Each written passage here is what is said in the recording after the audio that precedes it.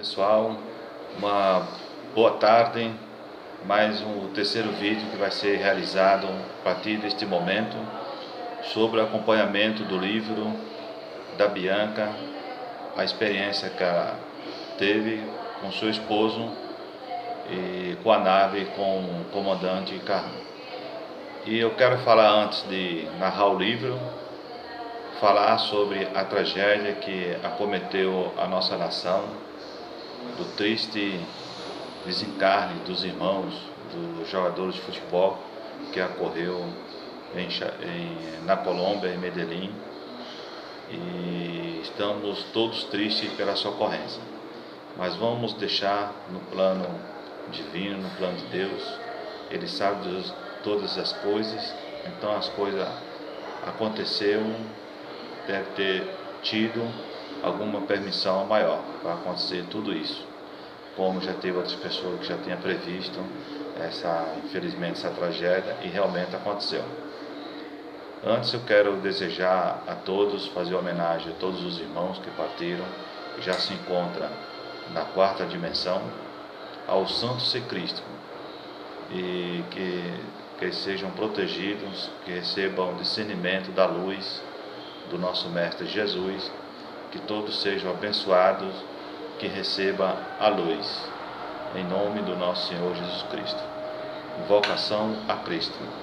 Em nome de minha bem-amada presença, eu sou, e em nome do bem-amado Mestre Jesus, o Cristo, invoco, apresentai-vos, ó Cristo, que vive em mim e em todas as pessoas. Manifestai-vos agora. Sede a global e a única força atuante através de todas as formas nas quais habitais. Transmutai todas as almas na puríssima luz crística e elevai-as à divina liberdade. Eu sou, eu sou, eu sou. Que este apelo seja direcionado a todos os irmãos que se encontram na quarta dimensão e que receba a luz do Mestre. Amém. Namastê. Bom, dando continuidade à leitura do livro As Possibilidades do Infinito, vamos para o terceiro vídeo, dando continuidade à narração. Bom, parei na parte em que o rapaz segurou pelo braço aparando. Então, continuando.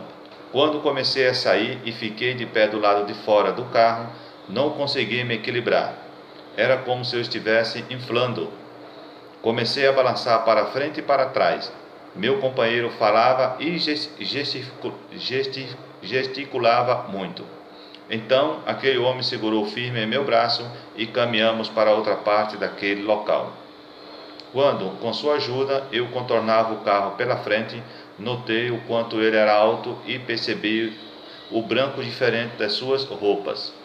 Eles continuaram conversando entre si, mas eu não entendia. Paramos do lado esquerdo do carro, onde uma porta abriu-se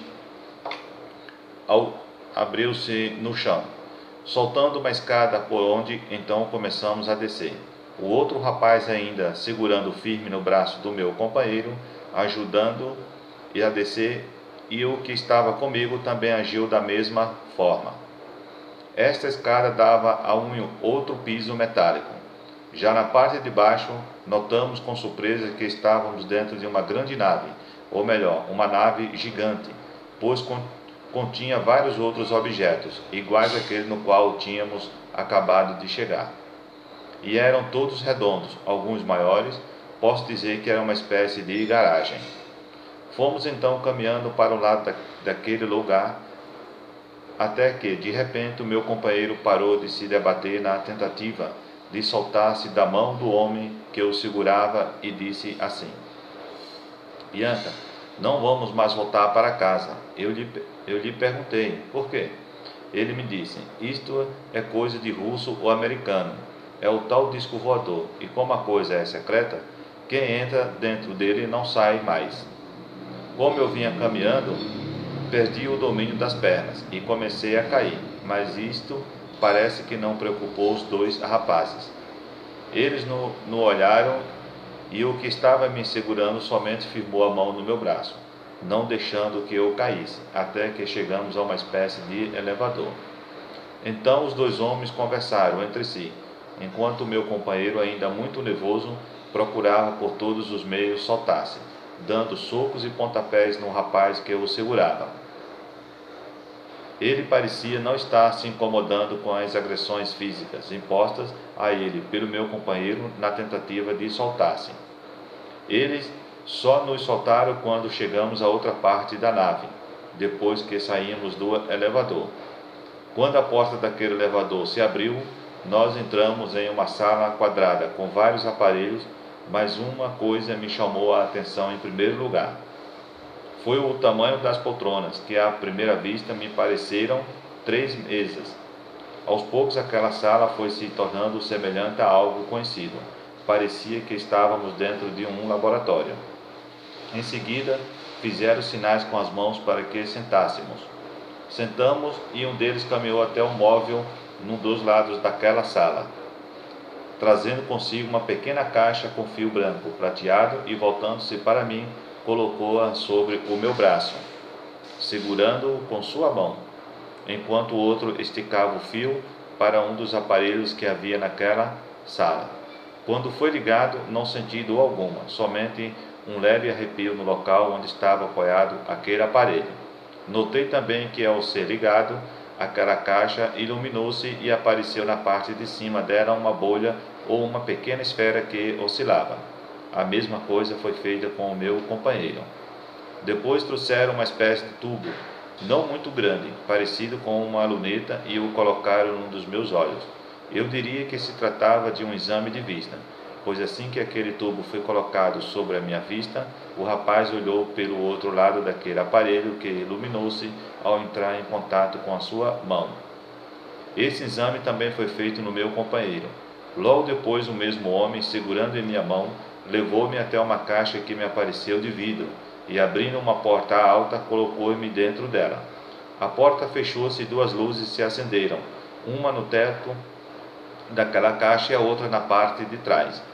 Se um deles entrasse ali, a luz que ficava na parte de trás certamente daria bem em suas costas, porque, como já disse, eles eram altos.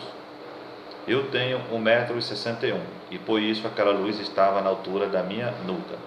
Esta luz era controlada e foi aumentando gradativamente até ficar como ferro em brasa, mas eu não senti calor, somente os pelos do meu corpo ficaram arrepiados. Depois a luz foi diminuindo gradativamente até apagar-se por completo. Aquela caixa não era feita de um único material. O tipo de material usado no teto e atrás não era transparente como o restante.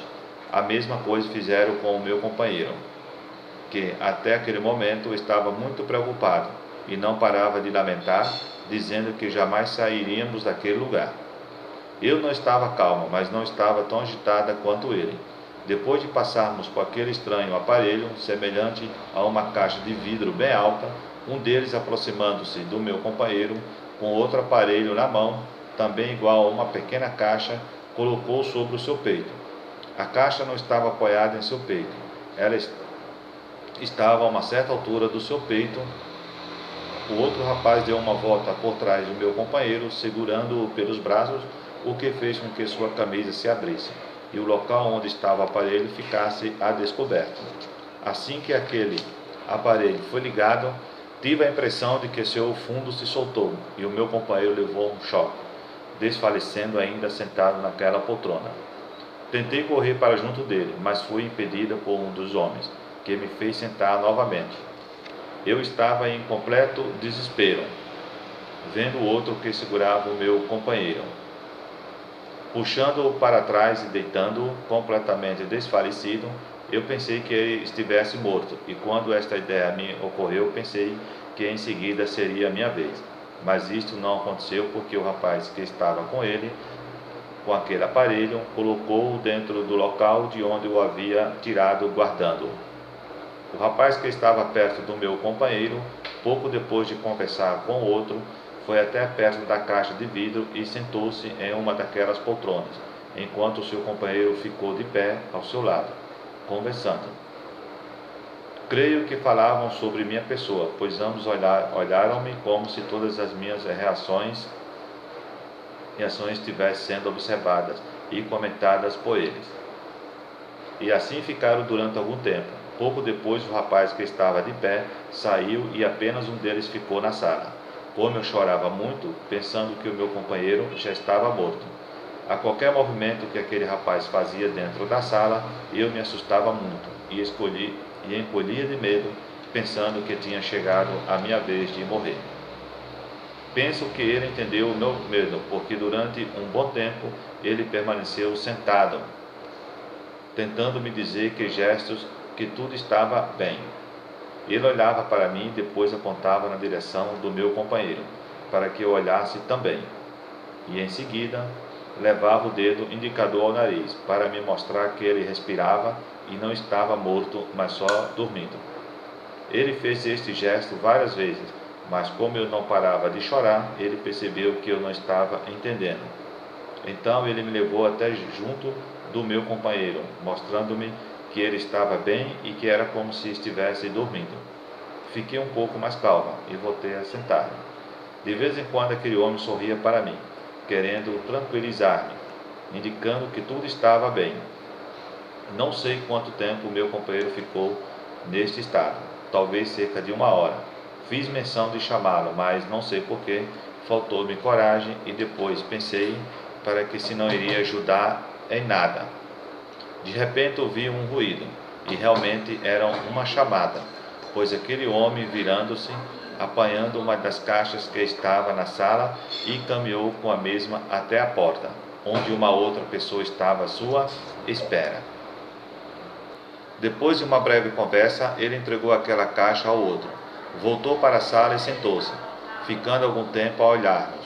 Em seguida, ele foi novamente para junto do meu companheiro e verificou se tudo estava bem. Só podia ser isso, porque depois de olhar bem para ele, voltou-se para mim e fez sinal dando-me a entender que tudo estava bem. Então, calmamente, ele foi até junto de uma máquina ou móvel, não sei explicar muito bem o que eram todos aqueles objetos e aparelhos, pois tudo era totalmente estranho para mim. Apanhou um pequeno aparelho do tamanho de um rádio, de pilha de bolso e começou a agir como se estivesse brincando e ao mesmo tempo tentando distrair-me. Mostrou-me vários pequenos objetos, alguns com o formato de copo, mais diferente dos nossos, pois não eram de vidro. Porém, o mais importante, o que mais me chamou a atenção, foi o fato de que ele, enquanto apontava o tal aparelho para o objeto que parecia um copo, o mesmo flutuava no espaço daquela sala, para cima e para baixo, para os lados, enfim, para qualquer lugar que ele quisesse que fosse. E ficamos assim durante algum tempo. Ele, como eu, interpretei a brincar com objetos e eu a observá-lo, até que, a certa altura, o meu companheiro acordou daquele sono provocado. Estava meio tonto, porém, muito mais calmo que antes.